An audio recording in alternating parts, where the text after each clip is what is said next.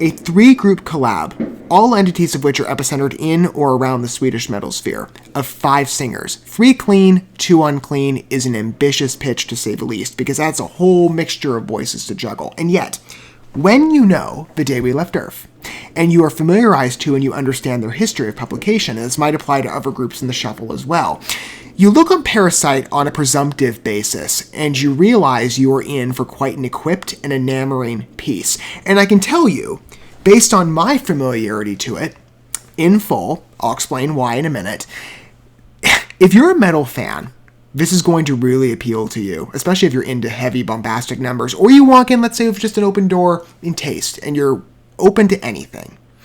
Let the welcome mat before you, because Parasite is going to be a fun number to entertain collaboratively, as music is best enjoyed that way. However you approach, whether you're a longtime fan of The Day We Left Earth, or Dead by April, or CYHRA, or you're being introduced to any of them, or maybe you're a developing listener to a mixture and you haven't been introduced to one or two yet, welcome. And whether we're considering this piece on Fresh Impression Witness or Reintroduction status, as you can see, it's going to be a killer engagement. This piece is so fantastic. And true confession, I did consider it again under the Fresh Impression Witness model, but this one really has a lot of layers to absorb, and I want to give it its due in discussion. And I want to make this as holistic of a consultation as possible, again, for any of you new listeners who have yet to be introduced to such powerful voices, again, in the Swedish metal sphere. Of course, in the broader sense, European metal, which is always welcoming and fun and adaptive. This is a beautiful sphere to be introduced to at such a deep level as I'm continuing to cruise my way for new opportunities of engagement. And in this case, we have one with CYHRA. Though I feel like we're kind of returning to origin days of where we began with The Day We Left Earth in focus, because you'll remember in the beginning of my history with them, and again, all previous consultations that we've taken of their work, in general with their newly published debut album, which was great, you'll remember a little over, I think, a year, maybe near 2 years ago, it's a while back, but Dead by April, who I've been a fan of for a very long time now, probably 2014 or maybe before that, they were the bridge that brought me in, because of the Wasteland collab, and through that I met The Day We Left Earth, and from that point I have been a fan. I've loved their music. But we're kind of returning back to that territory, not just with another collab following after Hurricane very recently, which was also great, but like The Day We Left Earth was in the beginning of Fresh Introduction, CYHRA, in this case, is for me as well. Another group, as I said, out of Sweden, I believe out of I forget their exact genre other than hard rock. I believe it was groove metal, if I remember, but they're out of Gothenburg. But I should know this name, because their lead singer happens to be somebody that I already know, Jake E. from Amaranth. At present witness of what you've seen in my history by just one number, though, well, I haven't told you what's coming. You'll see in time in the coming months, but let's just say I have a better window now with Jake E.'s credit and his talent as a vocalist in, again, the clean territory, courtesy of a deeper examination into Amaranth. Hint, hint. But now I can add CYHRA to the list, I guess, as his present offering. And it does sound like it's going to be a fun opportunity. As I understand, I'm just referencing a Metal Archives bio. Personal struggles are a theme for them. So this feels adequate for where this number goes on narrative direction. Plus, Dead by April and The Day We Left Earth intermixed. Yeah, there's a real strength here. And to term it properly, melodic groove metal. I'm curious about that group. Again, we will get to in a future engagement whenever I get caught up with all the other groups I got labeled on Phase 2. But we have a new engagement with The Day We Left Earth that we get to witness together.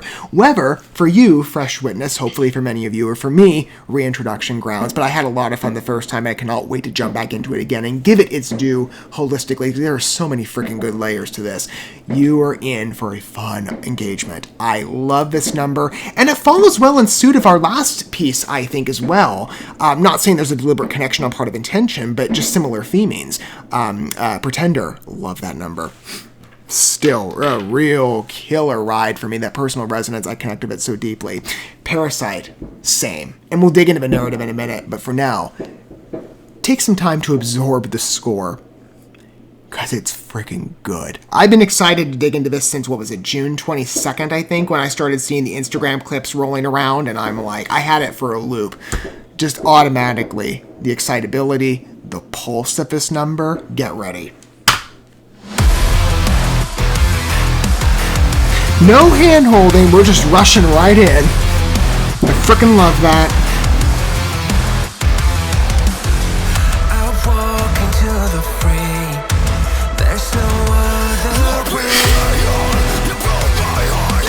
I love it.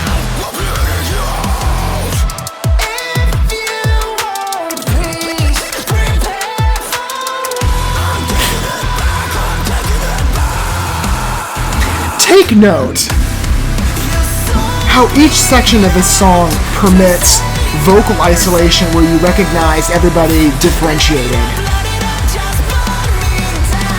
It's incredible, really.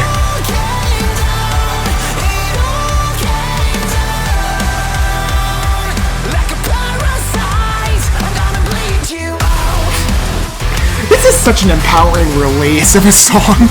Again, it follows right in line to Pretender for me.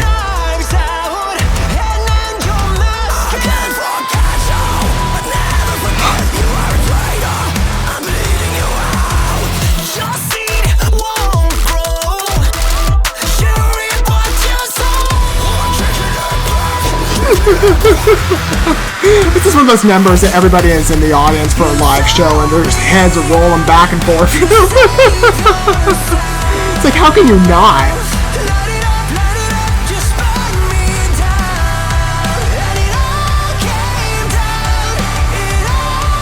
The synth touches are beautiful too for this one.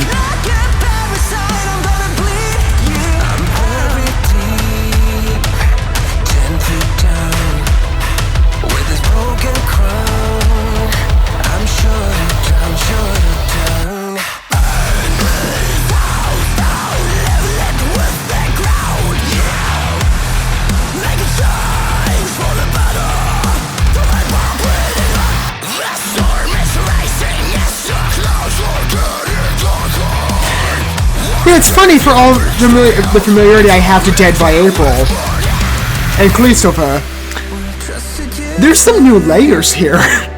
But you broke that. You broke that. I'm done with all your lies. I'm ready for goodbye. Amen.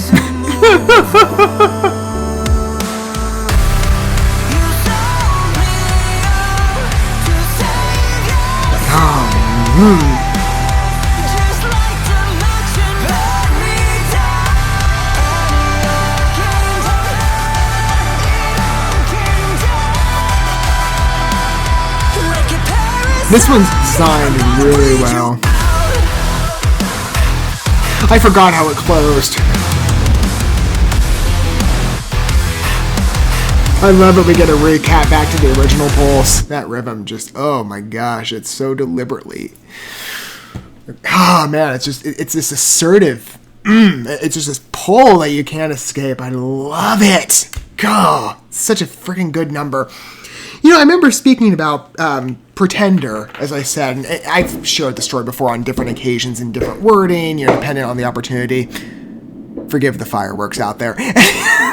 Boy, it's noisy. Anyway, I consider Pretender and the personal connection it had to me as somebody that has dealt with, let's just say in general, toxic relationships. I think it's a great way to describe this song holistically, even though I can clearly tell there is, like, at least the way it relates to me, and I have had discussions with the group before where there's been the indication, the group being Dead by April, The Day We Left Earth in this case, that the lyrics are written from an open-ended sense for, again, generalized relatability. I'm paraphrasing there, but that anybody can appeal. I see this deliberate pull that automatically people, I just get this because it's going to be, you know, how many of us have dealt with toxic relationships, even just in your window of what you've seen maybe in media portrayals or stories that you know, familial or otherwise, extrinsic to you.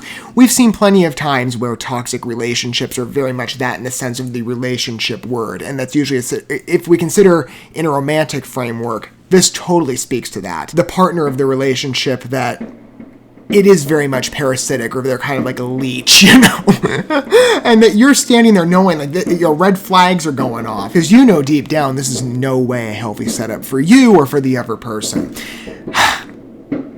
It's a very relatable song to me, though, and again, I think for many of us in a platonic sense, because we've all dealt with relationships gone south. And I consider what I said about Pretender and let's literally go by the narrative here, the masquerade that I was forced to wear. And, as I believe that survival mechanism, when it kicks in, it can be empowering. Of course, it depends on the situation and the circumstances in a general sense, but at the same time, it teaches you personal strength and resistance. It's a very important skill to learn, and sometimes we have to, unfortunately, process that under cruel and undesirable circumstances. Well, I say that, but we shouldn't have to, but yet that's just the story of life and the way that it works, and it's a common story for many of us.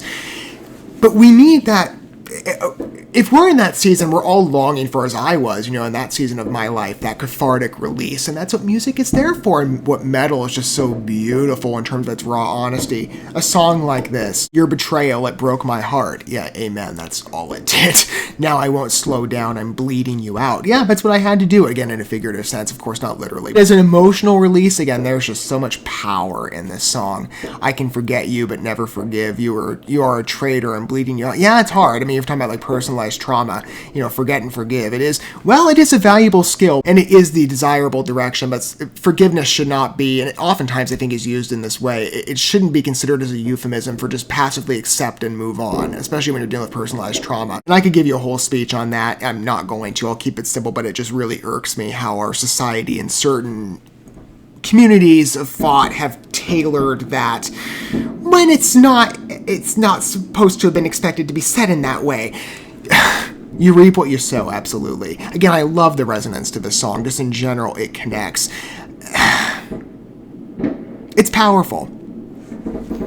Just as much as Pretender was, this is, I think, a great follow-up. It feels like it follows right in line thematically.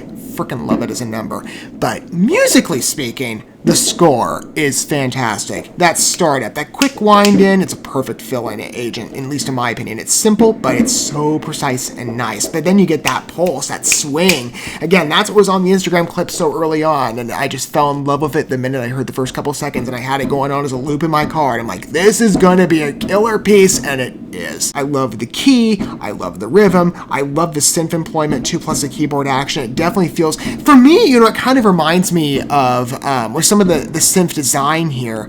It's like, speaking of what was at one time the Melancholia EP, now the album, it's basically like a combination of certain elements with, and the vocal pitch too, on the higher notes. It reminds me of Thunder with the heavier bass work to Smoke and Mirrors. It's kind of like a combination of that, and it's sort of like a slight reminiscence on Key too, but it's not the same. But I love the melancholy edge to this. Well, it's actually, I think, closest in line with Key to The Wire. Yeah. Especially on the verses. There's a deliberate thread for me there. What you should really take note of, though, with this number, as I was saying with the vocal design, 5 voices. It's amazing to me that, on first presumption, my first recording of this, when I went into it, I remember saying that my original presumption this was true, was that when you consider 5 voices all going into one number, there's going to be some vocal overlap. And there is briefly, I think in that last chorus, I noticed it, but it is limited. I see more spots of vocal switch, even midline. And I wonder if the chorus had some elements of that in the first couple iterations. I forget exactly. Because on the clean side, Pontes and Martin do have kind of a similar higher range. You can still see the distinction between the two. I love how the song gives this. There's space for every vocal stylization and presence to flesh themselves out in a distinguishable way. That's great, especially when it concerns the unclean. And I'll get to it in a minute. What I will say is, well, in comment, and not to overlook him, Jake E. I love the presence here. I think that's him on the If You Want Peace, Prepare for War. That climb, again, when Dead by April, in a sense, connection to David Lee Roth, but the David Lee Roth more explicitly, when they do that key rise, when you have the vocals mix on key, and there's something about that key that's just magic with their work. But Jake's vocals sound great. The mixture of voices here, it works perfectly, just like Martin and Pontus on the clean. And speaking of unclean, Christopher and, well, at one point we had Christopher and Mike, who's now with Amaranth. He was the former unclean vocalist for the Day We Left Earth, and now where Sylvia is filling that role from Alveoli. I think it's how you pronounce the name. And By the way, in consideration, I said this before with Pretender, and I'm holding to it. I don't know when it will be, but we will take a look at that other group that she is joined up to. The David Left Earth was my pathway into her vocal talents. I love the different extreme employed here, where Pretender was a great debut, and as I said, that's very much like a red carpet rolling number for her. But that definitely feels more, at least an extreme by comparison here, to mainstream Unclean.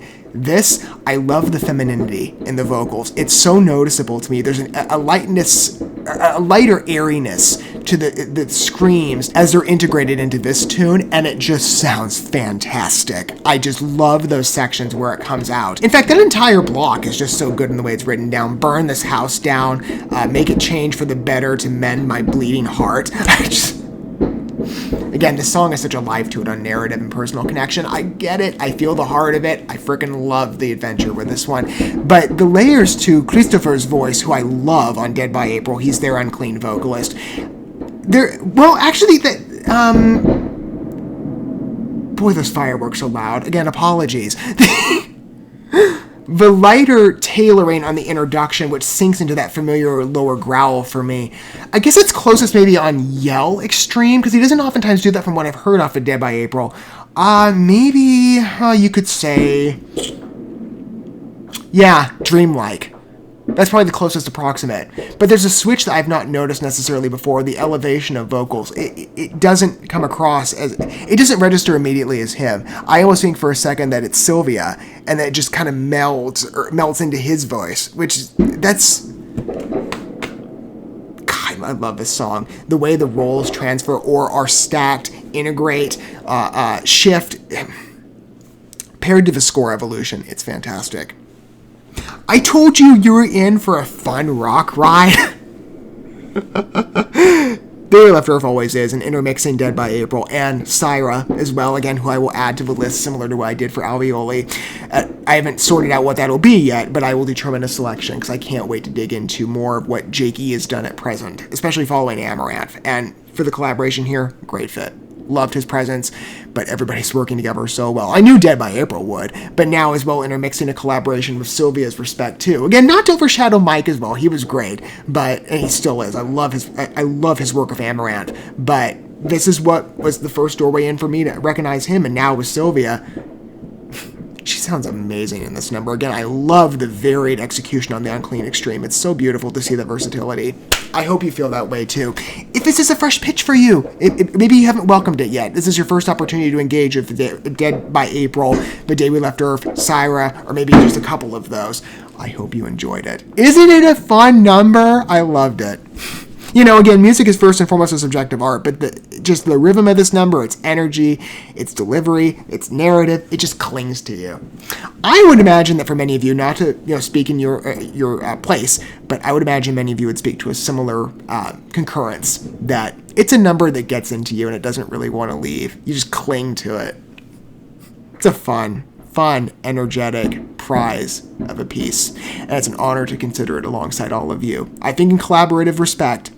And again, I wanted to give it its due, which is why I returned, because there really is a lot more to take in. It's a versatile number with a wide body, a lot of space, but just a bedazzling picture and delivery. I freaking love Parasite, and I hope you did too. Thank you so much for watching this video. Before you bounce, feel free to drop a like and comment, subscribe to this channel with a ding on the bell, and share this video with your friends. And consider checking out the description here. There you'll find links to my other channels, as well as addresses to my other social media accounts and ways you can help support my work if you feel so inclined. May God bless you, and looking forward to when our paths cross again.